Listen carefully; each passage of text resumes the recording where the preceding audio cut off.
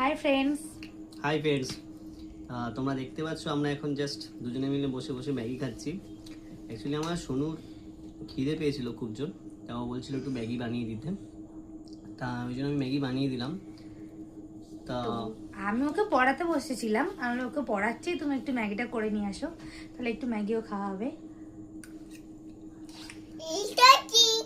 দারুণ হয়েছে।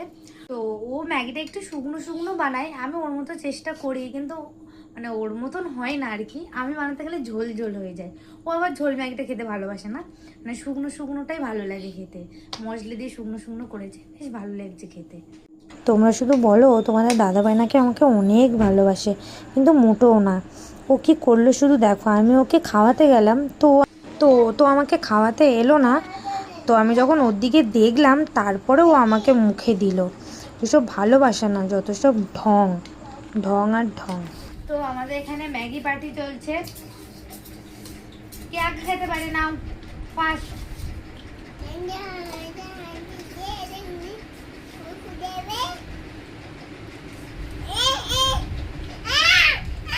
ওর দিকে কেন নিচ্ছ?